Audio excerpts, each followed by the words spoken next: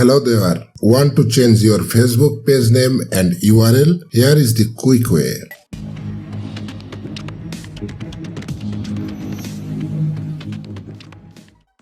First, open your profile and go to the page you want to edit.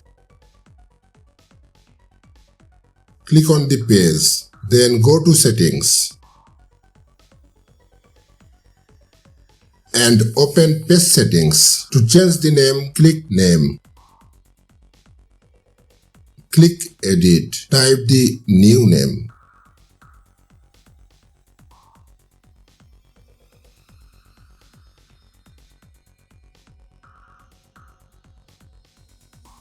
Then hit Preview Change.